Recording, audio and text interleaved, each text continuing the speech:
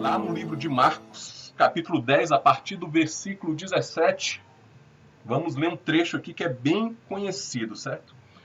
E como sempre, eu peço que você fique de pé para a gente poder ler a palavra do Senhor como forma de referência. Eu sempre tenho pedido isso todas as vezes que eu estou aqui, por conta de que este é um momento de culto. Então eu peço isso para que a gente lembre e saiba que a gente está cultuando a Deus nesse momento. Então, se você puder, você fique de pé para que a gente faça a leitura bíblica. Vai ser do versículo 17 até o versículo 27. E diz assim a palavra do Senhor: o jovem rico. E pondo-se Jesus a caminho, correu um homem ao seu encontro e ajoelhou-se. Perguntou-lhe: bom mestre, que farei para herdar a vida eterna? Respondeu-lhe Jesus: por que me chamas bom? Ninguém é bom senão um só, que é Deus. Sabe os mandamentos? Não matarás, não adulterarás, não furtarás, não dirás falso testemunho, não defraudarás ninguém, honra teu pai e a tua mãe. Então ele respondeu: mestre, tudo isso tenho observado desde a minha juventude. Mas Jesus, fitando-o, o amou e disse: só uma coisa te falta. Vai, vende tudo o que tens, dá aos pobres e terás um tesouro no céu. Então vem e segue-me. Ele, porém, contrariado com esta palavra, retirou-se triste, porque era dono de muitas propriedades. Então Jesus, olhando ao redor, disse aos seus discípulos: quão dificilmente entrarão no reino de Deus os que têm riquezas. Os discípulos estranharam estas palavras, mas Jesus insistiu em dizer-lhes: filhos, quão difícil é para os que confiam nas riquezas entrar no reino de Deus. É mais fácil passar um camelo pelo fundo de uma agulha do que entrar um rico no reino de Deus. Eles ficaram sobremodo maravilhados, dizendo entre si: então quem pode ser salvo? Jesus, porém, fitando neles o olhar, disse: para os homens é impossível, contudo, não para Deus, porque para Deus tudo é possível. Senhor, glorificado e exaltado é o teu nome, Deus. Santo és tu, Senhor. Obrigado, Pai, porque eu sei que tu estás aqui. Obrigado, Senhor, porque eu sei, Pai, que tu é quem tem ministrado, Senhor, sobre essa igreja. É o teu Espírito Santo quem tem nos guiado e tem nos mostrado o caminho, Senhor. Ah, Pai, eis aqui a tua palavra, Senhor. Abre, Senhor, os nossos corações. Abre, Senhor, as nossas mentes, Pai. E vem falar, Senhor, porque queremos ter ensinamento de ti nesta noite, Pai. Em nome de Jesus. Amém. Quem se levantou pode sentar. E, como eu tinha dito, esse aqui é um texto que fala sobre o jovem rico e o Deus do tudo é possível, né? E é um texto muito conhecido e eu gosto dessa versão aqui de Marcos. Ele é um livro, né? Aliás, uma passagem que está em 3 livros diferentes. Ele está tanto em Mateus, em Lucas e em Marcos. Isso para mostrar a relevância que essa passagem tem, né, nos evangelhos e como isso é importante. E essa passagem aqui em Marcos, ela é a que eu mais gosto porque ela é a mais detalhada deles e dá uma visão maior ainda de quem é esse jovem rico, porque a gente não tem muita informação dele, né? A gente só sabe que ele é rico porque lá no versículo 22 fala que ele é dono de muitas propriedades, né? E eu trouxe hoje esse texto por conta de que talvez eu tenha uma visão um pouco diferente da maioria das pessoas para o jovem rico.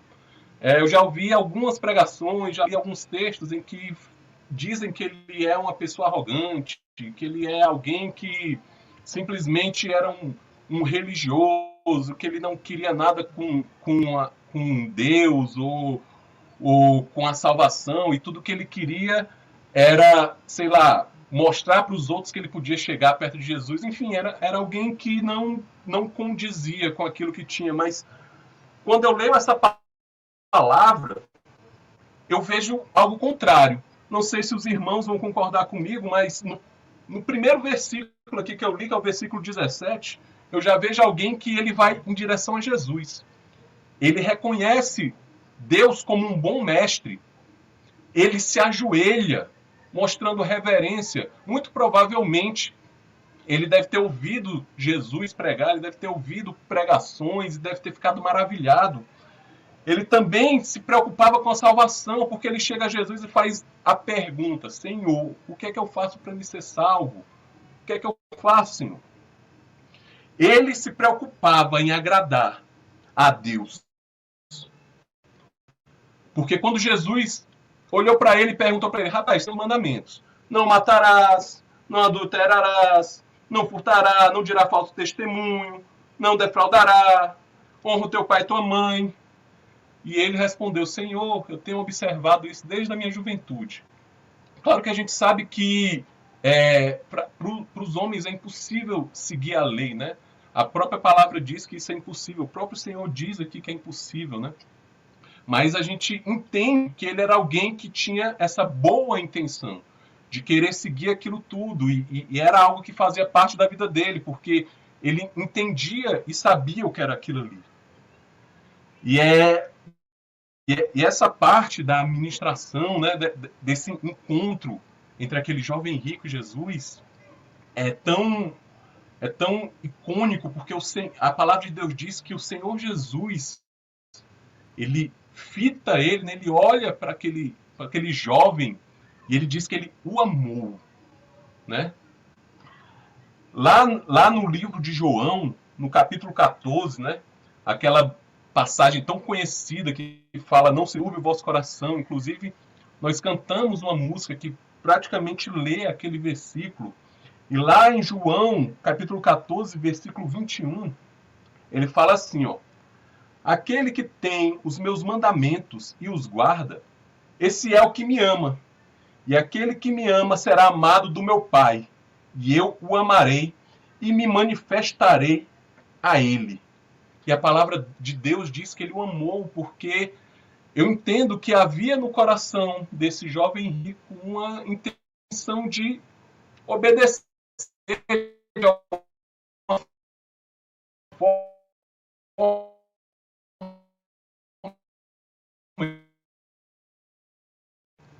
E ouvindo essa palavra e ouvindo as ministrações de Jesus, ele teve essa vontade de ser salvo. A gente consegue perceber que havia nele aqui, por esses versículos, havia um interesse nele. E o Senhor reconheceu isso nele. Ele reconheceu tanto que ele viu: rapaz, esse jovem rico, ele é bom. O cara é bom. Tô vendo que ele realmente está atrás de seguir. Mas falta uma coisa para ele ser perfeito, ó. Ei, cara, pois então faz o seguinte: pega tudo o que tu tem, vende aos pobres e ganha um tesouro no céu. Depois disso, vem e me segue. O Senhor chama esse cara para andar com ele.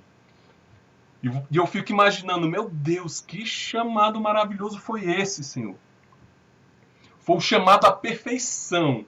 Ele chamou ele para poder viver o melhor da vida dele, que ele nem imaginava o que iria acontecer na vida dele a partir de agora. É como se o Senhor chegasse: rapaz, é agora.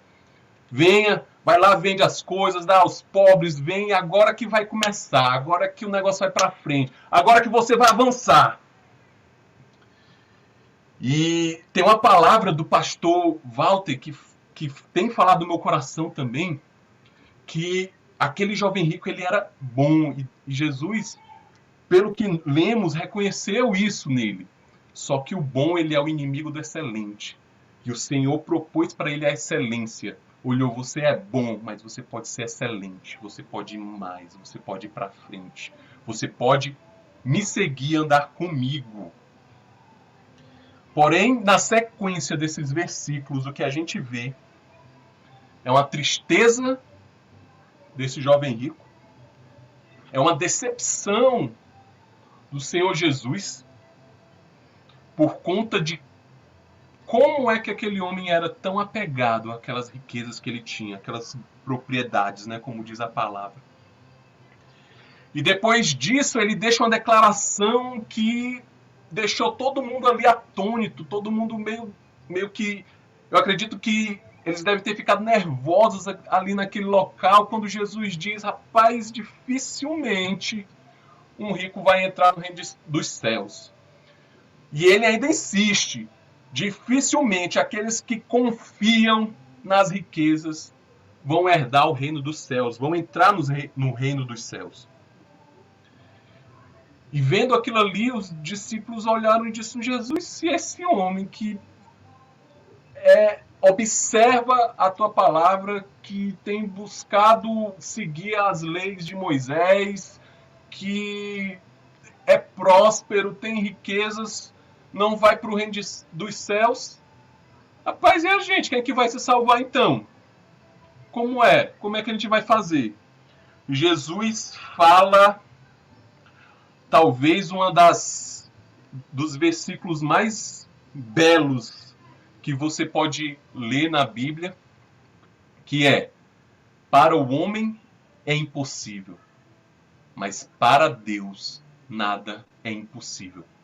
Porque para Deus todas as coisas são possíveis. E você fica imaginando que isso era já Jesus falando um pouco sobre o ministério dele. Porque ele sabia que nós não conseguiríamos nos salvar, nós não conseguiríamos por nós mesmos cumprir tudo o que a lei diz, o que a lei nos mandava, o que a lei vinha. Mas aí ele vai para a cruz. E pela cruz nós somos salvos em Cristo Jesus. E é isso o que o Senhor faz em nossas vidas. Essa pergunta dos discípulos pode ser que não faça muito sentido para a gente, no nosso contexto, mas vocês têm que entender que no contexto do judaísmo, as riquezas, a prosperidade, isso era um sinal de espiritualidade. Só para vocês terem uma ideia, isso é tão claro, né? tão palpável quando você vai ler o livro de Jó, que ele perde todas as coisas dele. E a gente sabe, lendo o livro, que ele era um homem piedoso, alguém que sacrificava, alguém que chamava os seus filhos para poder sacrificar. Ele levava uma vida levando em conta o Senhor e as coisas que Deus faz em nossas vidas. E ainda assim ele perde tudo. Filhos, casas. Imagine o que você puder perder, você perde, exceto a sua vida. Foi o que aconteceu com Jó. E os seus amigos, quando vieram, né, falar com ele, o que eles olharam para ele e disseram que: Jó, o que você fez para que Deus fizesse isso na sua vida? Para que essas coisas ruins chegaram na sua vida? Porque você não tem mais prosperidade que você tinha. Você não consegue mais fazer o que você fazia. Você está aí morrendo. O que foi que você fez?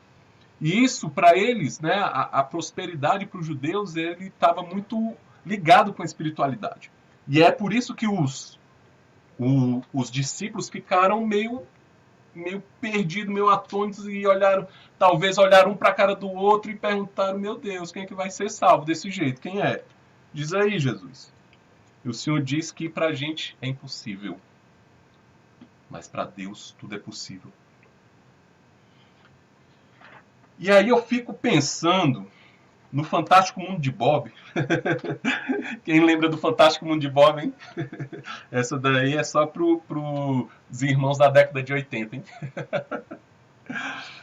Imagina só se, ao invés do jovem rico ter olhado para as coisas dele e dito, assim como Eliseu disse quando Elias jogou o manto na frente dele, ter pego aquelas coisas dele, ter vendido mesmo, ter seguido Jesus, o que não tinha acontecido na vida dele, hein?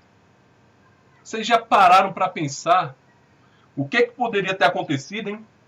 Como é que seria a felicidade entre os pobres que iriam receber algum alento, que iriam receber alguma forma de bens? Aquilo ali traria uma felicidade àquela comunidade, traria felicidade às pessoas que estavam necessitadas. Outra coisa também que poderia ter acontecido, gente, era uma história de conversão. Imagine que Jesus chama ele para seguir ele, talvez ele fosse ser chamado para ser apóstolo também, junto com os outros. Imagine só. Você sendo chamado para ser apóstolo pelo próprio Jesus. Será que isso teria acontecido com ele?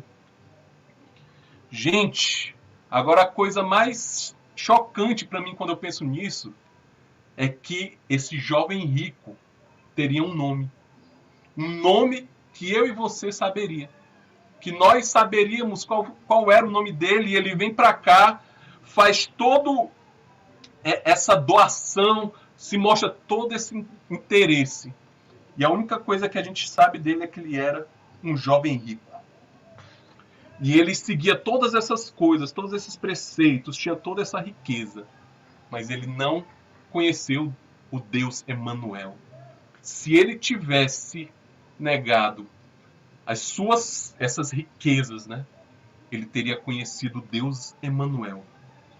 Ah, se esse jovem rico tivesse ouvido a pregação do pastor Wesley, ele saberia que não existe uma caminhada com Deus, uma caminhada cristã sem renúncia. Ele saberia que a gente precisa entender que é necessário perder para ganhar. E assim, gente, não é que eu esteja falando contra as riquezas, certo? Eu não quero estar fazendo também um discurso que demoniza e diz que a gente não deve ser rico. Não é nada disso. Porque se fosse assim, na Bíblia a gente não encontraria ninguém rico, ninguém com posses. E só para ser bem rápido aqui, irmãos que contribuíram muito com a obra de Deus, como Cornélio, que está lá no livro de Atos, no capítulo 10. Ou então o próprio Filemon, que tem uma carta escrita por Paulo para ele, a carta a Filemon. E a gente sabe que ele tinha muitas posses porque ele era dono de escravos naquele tempo. E só que a gente, vendo essa história, a gente vê claramente que as riquezas eram um impeditivo para esse homem, para ele se chegar a Jesus, né? E a gente muitas vezes fica pensando o que poderia nos tirar, o que poderia nos fazer. Então, pensando nisso, irmãos, hoje à noite eu queria trazer 3 pontos que, na verdade, é uma pergunta, né? São 3 respostas para uma pergunta, que a pergunta é a seguinte: o que o jovem rico e nós precisamos aprender para andar com Jesus? E essa talvez seja uma das perguntas mais importantes para a gente poder fazer todos os dias das nossas vidas. O que é que eu preciso aprender para andar com Jesus? Então, a primeira coisa, né, o primeiro ponto que eu quero dizer é: não permita que as riquezas estejam entre vocês e Deus. Assim, deixa eu mudar um pouco esse primeiro ponto, porque talvez possa ter algum irmão que não seja rico. E aí eu queria abranger o máximo de pessoas. E o ponto, na verdade, é o seguinte: não permita que as coisas desse mundo estejam entre você e Deus. Quando a gente vê essa história do jovem rico, é tão fácil a gente julgar. É tão fácil, às vezes, a gente dizer que se fosse eu faria diferente, eu saberia que é o Senhor, por causa da administração dele, a palavra dele, o Senhor fazendo milagres, mostrando sinais, aquilo ali eu tenho certeza que eu ia. E aquilo ali parece que prendeu ele. E assim, gente, eu não quero estar fazendo aqui uma defesa ao jovem rico e que ele estava certo, não, gente, estava errado, totalmente errado, certo?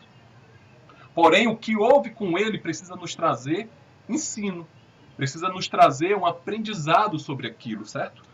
Porque as riquezas impediram que ele andasse com Jesus, mas aí eu fico me fazendo a pergunta, porque um pouco mais na frente, Jesus vai estar andando por toda Israel, vai estar visitando vários lugares, e a palavra de Deus diz, lá em Lucas, no capítulo 19, que ele se encontrou com um homem chamado Zaqueu. E aí eu fico me perguntando por que o jovem rico não conseguiu? Por que ele falhou? e Zaqueu não falhou. Porque diz a palavra de Deus que Zaqueu ele era rico. E Jesus foi lá e eu fico pensando, era o mesmo Jesus, fazendo os mesmos milagres, com a mesma palavra, com a mesma graça. E o coração foi diferente. E o grande perigo aqui, gente, o grande perigo para a gente é como a gente se identifica nessas histórias. Porque Zaqueu, ele doou aos pobres metade de tudo que ele tinha, e ele se propôs a restituir qualquer pessoa que ele tinha defraudado. E Zaqueu tem um nome na Bíblia, a gente conhece o nome de Zaqueu, tem até música para ele. E o grande perigo, gente, é quando a gente vai se identificar e todo mundo quer se identificar como um Zaqueu, que está pronto para desistir de tudo, que está pronto para abrir mão das suas riquezas, que está pronto para abrir mão desse mundo e das coisas desse mundo. E às vezes é muito difícil a gente admitir que a gente não passa de mais um jovem rico. E eu estou falando um jovem rico porque ele pode ser qualquer um, pode ser eu, pode ser você. E a grande diferença aqui foi aonde Zaqueu depositou a esperança dele.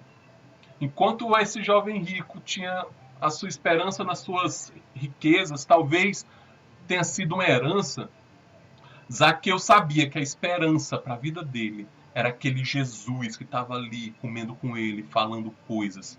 A palavra de Deus ela não diz o que é que foi pregado, ela não diz o que é que Jesus falou, mas ela mostra um coração quebrantado, querendo avançar, querendo conhecer esse Deus Emanuel, esse Deus ao qual para os homens é impossível a salvação, mas para Deus nada é impossível.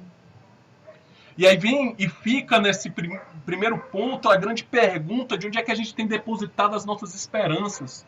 E isso tem que ser tão importante, a gente precisa todos os dias estar se perguntando onde é que tem ficado as minhas esperanças, porque às vezes a gente não percebe com a nossa vida passando, com as rotinas, que a gente tem vivido mais as coisas desse mundo do que as coisas do reino de Deus. E aí eu pergunto para você, e você não precisa me responder, mas responda para você mesmo, onde é que você tem depositado a sua esperança? Onde você tem depositado a sua maior confiança? Será no emprego? Será numa herança? Será numa vacina que vai vir para poder nos curar de uma pandemia? Será na faculdade que você está sonhando tanto para fazer e que isso é a sua esperança na sua vida? Será algum amigo influente, alguém que possa lhe adiantar coisas boas na vida? Será, sei lá, números de seguidores nas suas redes sociais, quantos curtidos você tem recebido, quantos aplausos e pessoas que gostam de você e dizem que te amam? Será, e agora eu vou ser um pouquinho mais polêmico, será que a sua esperança tem estado nos irmãos da igreja, da nossa igreja? Eu quero dizer que a nossa esperança ela tem que estar no Senhor sempre. E que a gente precisa estar sempre refletindo para que as coisas desse mundo não venham estar nos separando do Senhor. Eu e a Soraya, como eu disse no começo, a gente se identifica muito com a parte dos casais, em estar falando das coisas que o Senhor faz para nós, no nosso casamento, e a gente está participando de um grupo com amigos nossos, né, chamado O Propósito da Família. E é um grupo maravilhoso, irmãos, onde a gente pegou um livro sobre família e todos os encontros que a gente faz, a gente lê um pouco e discute, fala sobre aquilo e a gente tenta de alguma forma abençoar uns aos outros. E começou com a proposta da gente poder estar mais lendo e tal, mas o negócio foi esquentando. Eu acredito que o Senhor olhou para a gente e disse assim, rapaz, ó, esse negócio aí tá bom, mas pode ficar excelente. E acontece que um dos nossos amigos, né, e eu acho que ele talvez esteja assistindo aí, eu não sei, mas é o Leonardo, o irmão Leonardo, né, o irmão Léo, ele nos contou um testemunho para a vida dele que foi o seguinte, que ele viu na vida dele que ele estava passando muito tempo em coisas que não eram tipo ler a Bíblia, se aplicar mais em conhecer o Senhor. E ele nos trouxe o bom e velho testemunho do Netflix, né?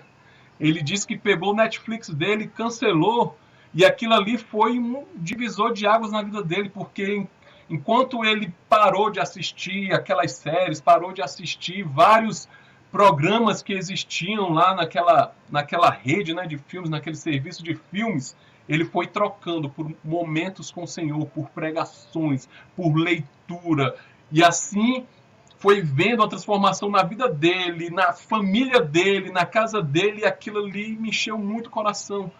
Mas o mais chocante desse testemunho é que a gente ouve isso e se alegra, só que nem todas as pessoas conseguem entender isso. A gente consegue entender, muitas vezes, alguém que chega com um objetivo de entrar numa faculdade ou de passar num concurso e ele diz assim, cara, eu vou começar a estudar para o concurso, então eu vou sair das redes sociais, vou parar de assinar o Netflix, e a gente olha para aquilo ali e vê, tá certo, cara, ótimo propósito, faça isso mesmo, seja desse jeito. E quando às vezes a gente ouve um testemunho desse de alguém que, não, vou sair de Netflix, vou deixar de maratonar as séries do Netflix e vou começar a maratonar a Bíblia, né? E tá tendo essas palavras pra gente lá no grupo de oração, a gente tem recebido muito, maratone a Bíblia, né? E eu entendo que é pra gente poder chegar perto do pessoal que gosta de séries, né? E quando a pessoa fala um negócio desse, às vezes ela é tida como radical. Mas quando você deixa de fazer todas essas coisas por algo que tem uma esperança no mundo, ninguém estranha. Ninguém acha esquisito. E essa é uma das coisas que a gente tem que ter cuidado, né? Então vamos lá, vamos seguir, vamos avançar. Lembrando, a pergunta é: o que o jovem rico e nós precisamos aprender para andar com Jesus? A primeira foi: não permita que as coisas desse mundo estejam entre você e Deus. A segunda que eu trago nessa noite é: cuidado para que a sua vida não seja uma vida para Deus somente. Óbvio que a nossa vida precisa ser para Deus, mas precisa ter algo mais. O que é que acontece? Quando a gente olha para a vida daquele jovem rico, a gente consegue entender que era alguém que observava os mandamentos. Era alguém que talvez, provavelmente, ele fosse alguém da igreja, pessoal. Porque ele conhecia o que é que Jesus estava falando e por conta do que ele reconheceu de Jesus foi que ele chegou lá e se ajoelhou pedindo para ser salvo. Porém, nada daquilo ali que ele fez no intuito de religiosidade, no intuito de tentar ir para Deus, né, pelas próprias forças, foi o suficiente para salvar ele. Ele estava diante do Deus Emanuel, Deus conosco, Deus presente, e ainda assim ele preferiu todas as riquezas. Apesar de tudo que ele tentou, tudo que ele fez, tudo para onde ele foi, ainda assim ele não reconheceu Jesus como único e fiel Salvador da vida dele. Não é exagero de dizer que esse jovem rico ele é o exemplo perfeito de tudo o que a gente não pode fazer. Ele fazia tudo certo, mas fazia da forma errada.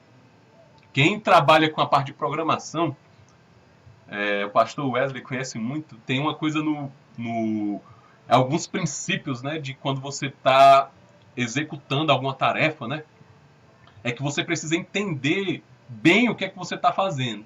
Porque não adianta fazer certo a coisa errada. E nem adianta fazer errado a coisa certa.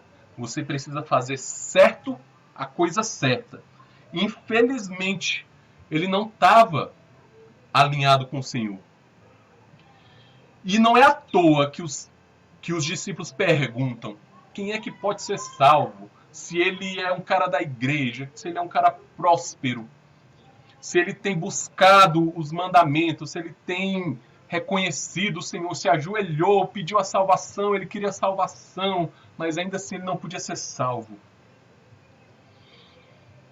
E isso é uma mensagem, gente, esse segundo ponto é uma mensagem para nós e uma exortação para que a gente não caia no ativismo. Não somente o ativismo no nosso dia a dia, mas o ativismo religioso da igreja, para que a gente não viva somente uma vida uma vida que só vê fazer coisas no contexto da religião, no contexto do que as pessoas conseguem ver ali, entendeu? É tanto que Jesus ele exorta Marta por causa desse ativismo dela lá em Lucas 10, a partir do versículo 38, quando eles recebem, né, a família dela recebe Jesus lá para poder comer com ele, estava Marta e Maria lá, e a Maria estava ouvindo as palavras, se debruçando, se deliciando, e a Marta lá, atribulada. Gente, a Marta estava servindo o Senhor ali, ela estava cuidando das coisas ali, e o Senhor olha para ela e diz: Marta, Marta, para com essas coisas, mulherzinha. A tua irmã aqui, ela está aproveitando o melhor, e isso não será tirado dela.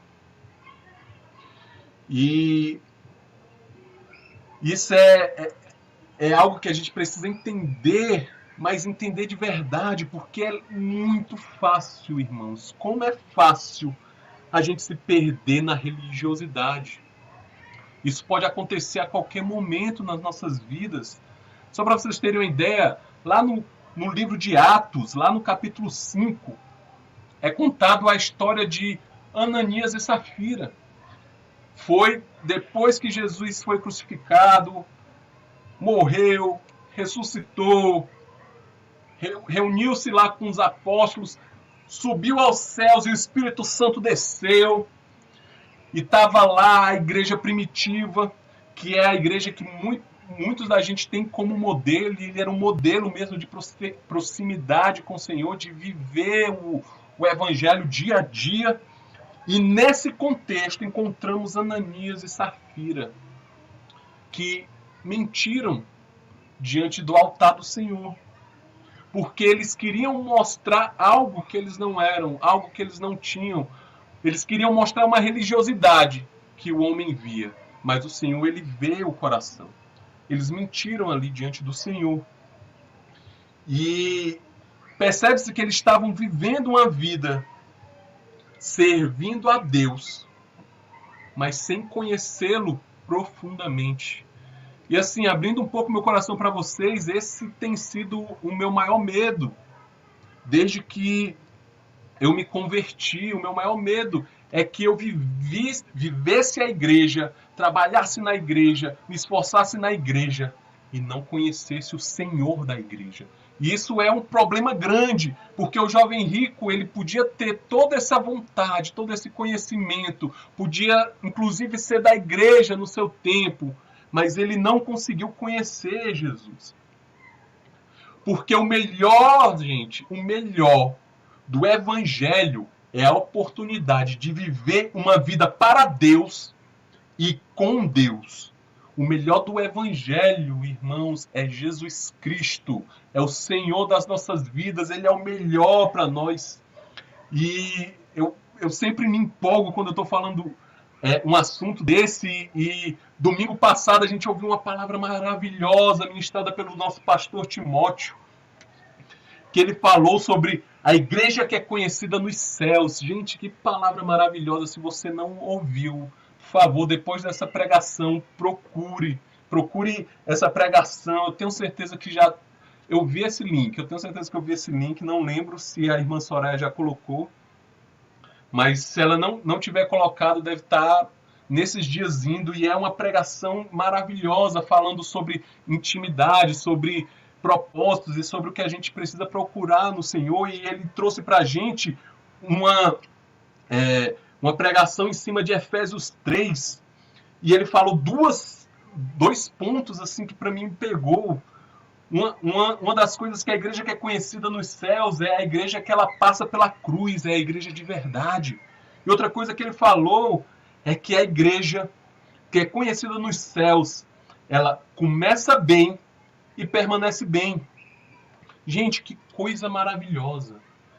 E, pastor Timóteo, se você me permitir, eu queria acrescentar só mais uma coisa, não é nem acrescentar a palavra, porque a palavra está fechada, bonita, e o Senhor agiu, mas dar mais um passinho daquilo que a gente já foi abençoado.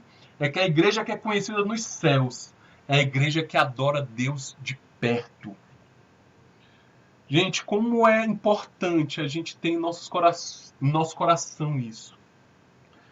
É difícil quando você está olhando para as coisas do reino e você trabalha e você se esforça, mas você não está perto do Senhor, você não está perto dele, você não está ouvindo a voz dele.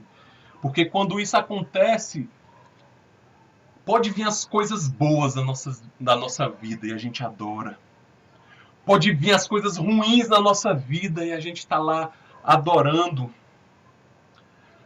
Gente, o Davi, quando as coisas aconteciam na vida dele, era no Senhor que ele procurava refúgio, ele era alguém que adorava Deus de perto. A gente tem exemplos e mais exemplos da fidelidade do Senhor, do quanto o Senhor fala, do quanto o Senhor ministra, do quanto o Senhor nos faz ir avante. Coisa que só se dedicando a conhecê-lo de perto é que a gente consegue aproveitar dessas bênçãos, dessas promessas. Tem muita gente que quer ver o milagre do Senhor, mas não quer andar perto de Deus. E eu fico me lembrando que no começo do ministério de Jesus teve um episódio em que ele vai num casamento e chegando lá acaba o vinho e trazem para eles tonéis de água e ele faz o milagre. E aí eu fico perguntando, sabe por que Jesus fez esse milagre? Sabe por que foi possível que o vinho fosse produzido ali naquele lugar? Que a água que era antes se tornasse naquele vinho maravilhoso? Era porque Jesus estava lá. Jesus estava presente. É onde Jesus está, o milagre acontece. Ele fala e o universo se forma, a doença vai embora e a gente consegue ver o impossível acontecendo em nossas vidas. Irmãos, a gente precisa amar a presença do Senhor, a gente precisa viver essa presença de Deus. A gente precisa entender que a gente precisa mais e mais de Deus e menos de nós. Há algo que talvez a gente tenha aprendido errado, algum tenha aprendido errado, que é pedir: Jesus, me dá mais do teu Espírito Santo. Não é que a gente não deva clamar pelo Espírito, mas a palavra de Deus diz que o Senhor ele derrama sem medida. E quando a gente clama pelo Espírito Santo, ele não vai dando de conta-gota, não, irmão, ele dá mesmo. Agora o que precisa acontecer é ele achar lugar em nós, ele achar lugar em nossas vidas, é ter menos de nós e mais lugar para Deus poder encher. É isso que precisa acontecer em nossas vidas. E eu fico me lembrando disso, e aí a gente vai e pode ser levado lá para Ezequiel, no capítulo 47, naquela famosa passagem em que ele vai andando num rio e tem um homem lá medindo, é um anjo que mede, ele mede 1000 e ele vai entrando, mede mais 1000 e ele entra mais um pouco, e mais 1000 e mais um pouco, e mais 1000 e daqui a pouco ele não consegue nem mais tocar o pé, ele perde o controle, porque ele está totalmente cheio do Senhor. E quando eu penso nessa passagem de Ezequiel, é como se ele tivesse lá e ele medisse aqueles 1000 e o profeta olhasse para aquela distância e disse: agora. E o anjo disse para ele: avance. E aí ele avança. Pronto, estou aqui. Mede mais 1000. E agora? avança, e ele vai. Mede mais 1000 e agora avança, e ele vai. Antes até onde? Até ir para o outro lado do rio? Não. Vai chegar um momento em que você vai perder o controle. E aí quem vai te controlar é o Rio Santo do Senhor, que nos enche, nos leva para onde Ele quer, do jeito que Ele quer. A gente precisa ter cuidado para a gente não estar na beira do rio. Viu já os 1000 metros que foi medido. E a gente está negligenciando esse grito de avanço. Esse grito que nos diz, sai, se mexe, avance. Amém? O que o jovem rico e nós precisamos aprender para andar com Jesus. O primeiro ponto foi: não permita que as coisas desse mundo estejam entre você e Deus. O segundo ponto foi: cuidado para que a sua vida não seja uma vida para Deus somente. E o terceiro ponto é: precisamos aprender a viver uma vida com propósito alinhados com Cristo. E esse é o último ponto, certo, gente? A primeira pergunta que vem na cabeça é: mas tudo bem, temos que ter propósito com Cristo, alinhado com o Senhor, mas o que é propósito, rapaz? E aí eu peguei no dicionário algumas coisas sobre o que é propósito, e ele escreve o seguinte: o propósito é um objetivo, é uma finalidade, é uma decisão. E tem uma definição aqui que eu amei essa definição, que ele diz o seguinte: o propósito é uma grande vontade de realizar ou alcançar algo. De realizar ou alcançar algo.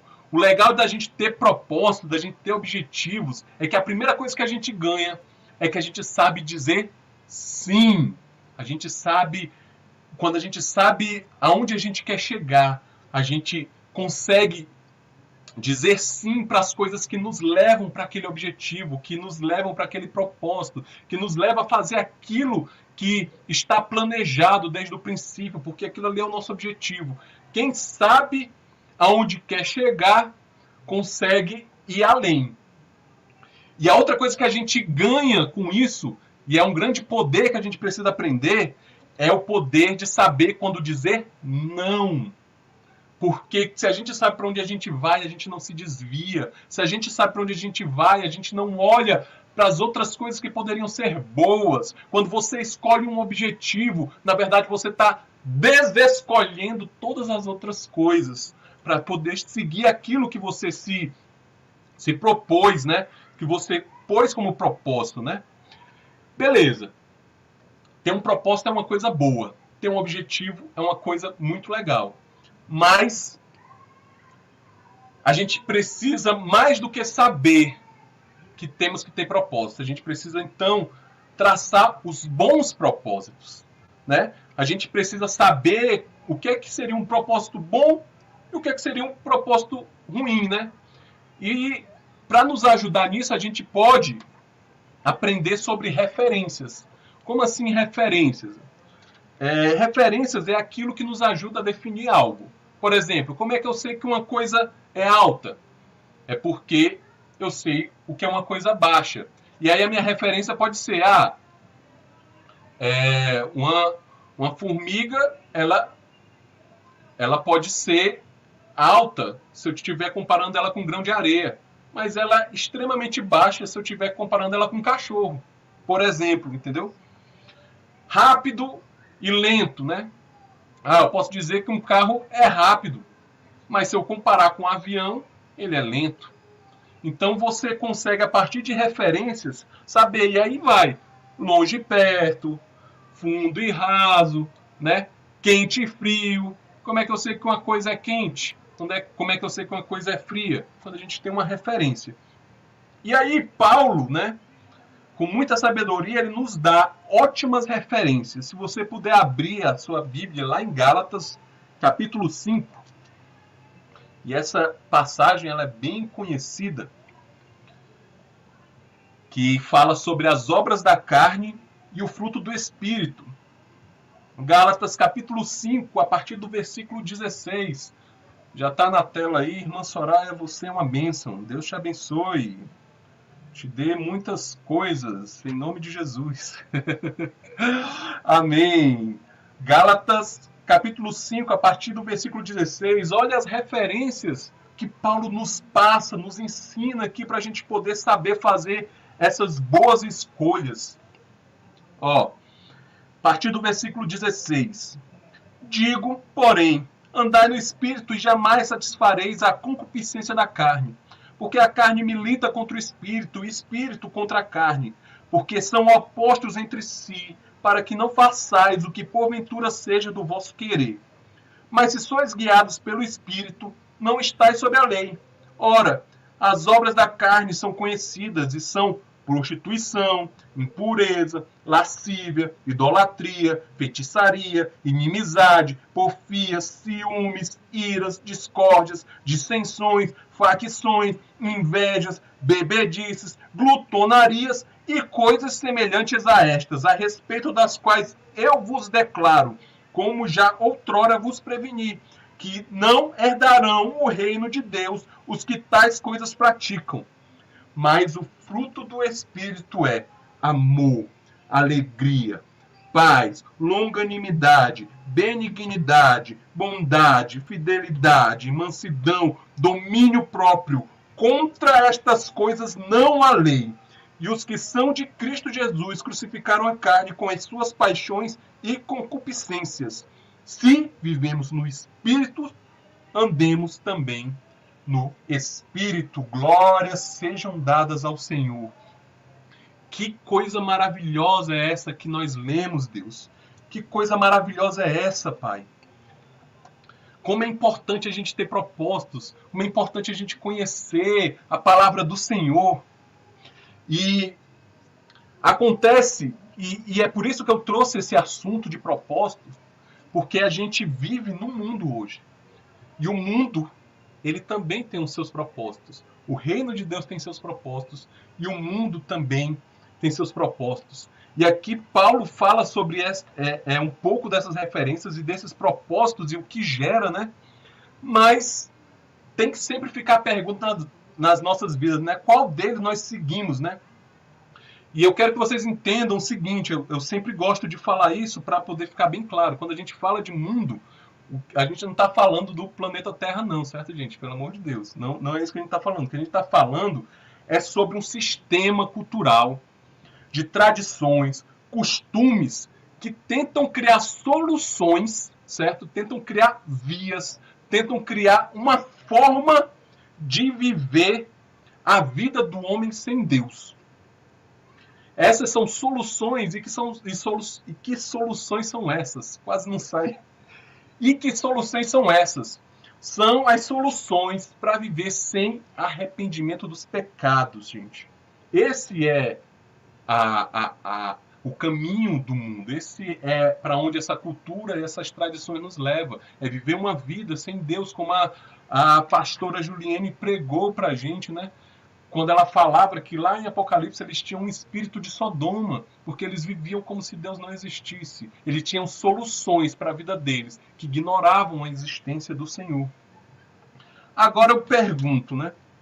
Mas é errado viver assim, gente? Né? Vamos fazer uma reflexão aqui. É errado viver desse jeito? Porque... E se for uma pessoa que é considerada boa?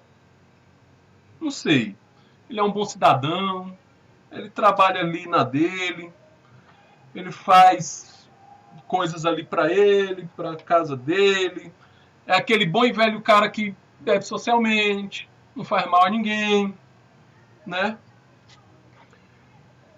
E se ele for uma pessoa assim, é errado viver assim, gente? Né? E se ele for um jovem rico, um cara que era mais ou menos, né? Se ele for um jovem rico, que ia para a igreja, provavelmente tinha seus momentos, mas ele vivia para as coisas dele, para a vida dele, para o que ele fazia. Essa é o grande quê da gente quando a gente diz para cuidado com as coisas do mundo.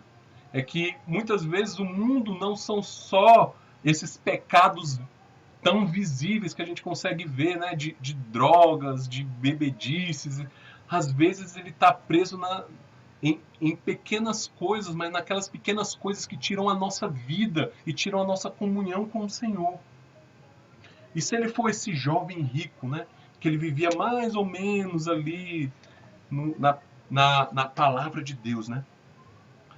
O grande diferença que existe nos propósitos do mundo e no propósito do reino de Deus é que o propósito do reino, o propósito do evangelho é a salvação da alma. E a gente não pode simplesmente viver e ter um objetivo e ter um propósito e ter essa grande vontade de realizar ou alcançar algo, mais ou menos, por metade, com uma importância menor.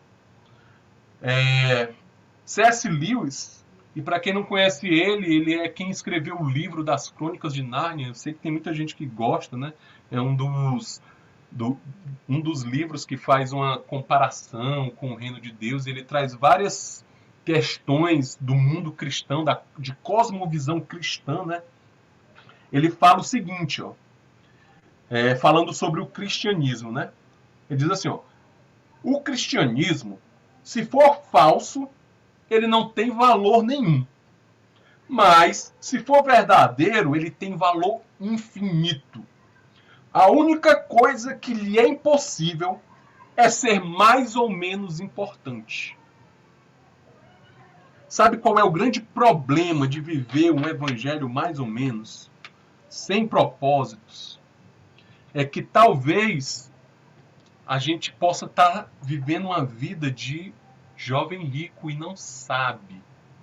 Talvez não seja a gente, talvez sejam os nossos filhos, sendo esse jovem rico e não sabe. Muitas vezes a gente se preocupa tanto em criar bons filhos, em criar bons cidadãos, em ser essas pessoas que contribuem na sociedade.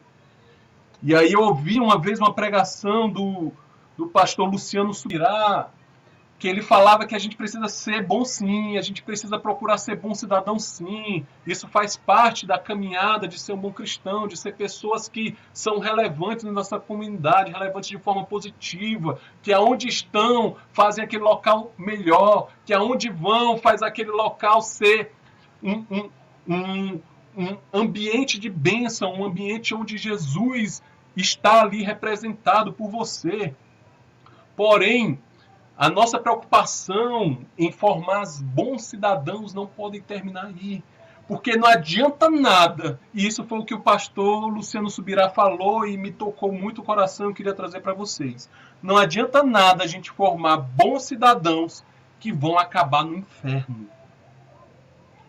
O que a gente precisa entender, irmãos, é que os propósitos do mundo, e essa é uma diferença grande que eu tenho aprendido com o Senhor, na sua palavra, nas pregações que os pastores têm dado para a gente, culto após culto, tem nos feito querer dar esse passo a mais. Se você parar e tomar para vocês todas essas decisões que eles nos põem a fazer, todas as vezes que os pastores pregam, e aquilo ali parece que está tocando a nossa alma, está falando. Às vezes você tem a impressão de que o pastor ouviu uma história de você e está falando de púlpito, e não, irmão. Ali é o Espírito Santo que está te incomodando, que está dizendo, tome uma posição, olhe para as coisas que você está fazendo, reveja esses seus propósitos.